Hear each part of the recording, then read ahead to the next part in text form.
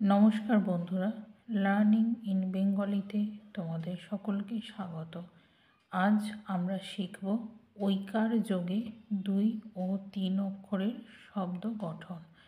তাহলে চলো শুরু করা যাক। ঐকার যোগে 2 অক্ষরের শব্দ।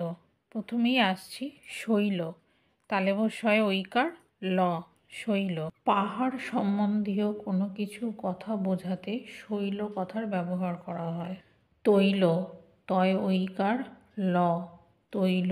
তৈল কথার অর্থ হলো তেল, যে কোনো রকম তেল বোঝাতে তৈল কথা ব্যবহার করা হয়। জৈন, বর্গীয় জয় ঐকার দন্তান্ন, জৈন। মহাবীর কর্তৃক প্রচারিত ধর্মের নাম জৈন ধর্ম। নৈশ, দন্তান্নয় ঐকার তালিবস্য, নৈশ, অর্থাৎ নিশা বা রাত্রি সম্বন্ধীয় কোনো কথা বোঝাতে নৈশ শব্দের ব্যবহার হয়। চৈত্র, চয় ঐকার তয়রফলা, চৈত্র। আমাদের বাংলা বছরের শেষ মাসের নাম চৈত্র। দৈব, দয় ঐকার ব, দৈব। দেবতা সম্বন্ধীয় কোনো কথা বোঝাতে তাকে দৈব বলা হয়। শৈব, তালবস্বয় ঐকার ব, শৈব। শিব ঠাকুর সম্বন্ধীয় কথা বোঝাতে শৈব শব্দের ব্যবহার হয়। জৈব, বর্গীয় জয় ঐকার ব, জৈব। জীব সম্বন্ধীয় কোনো কথা বোঝাতে জৈব কথার ব্যবহার হয়। বৈধ, বয় ঐকার ধ, বৈধ। বৈধ কথার অর্থ হলো বিধিসম্মত বা ন্যায্য। হৈম, হয় ঐকার ম, হৈম। স্বর্ণ সম্বন্ধীয় কোনো কথা বোঝাতে হৈম ব্যবহার করা হয়। ঐকার যোগে 2 অক্ষরের মিশ্র শব্দ।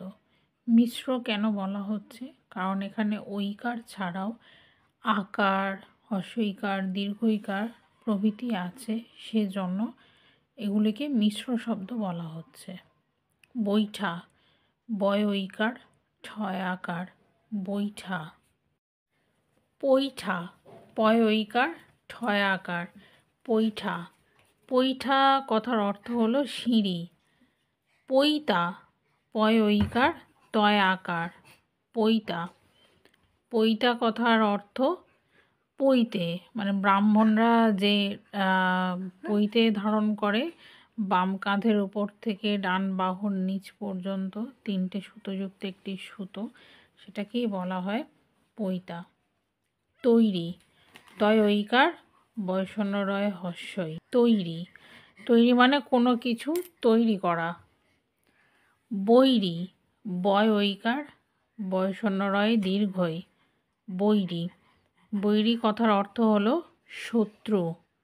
শৈলী, তালিবস্বয় ঐকার লয় দীর্ঘই, শৈলী। শৈলী কথার অর্থ হলো প্রয়োগ কৌশল বা রীতি। আমার আজকের ভিডিওটা এখানেই শেষ করলাম। পরের দিন দেখা হচ্ছে অন্য কোনো ভিডিও নিয়ে, অন্য কোনো বিষয় নিয়ে। ভালো থাকবেন, সুস্থ থাকবেন। লাইক, কমেন্ট, শেয়ারের সঙ্গে আমার পাশে থাকবেন। নমস্কার, টাটা।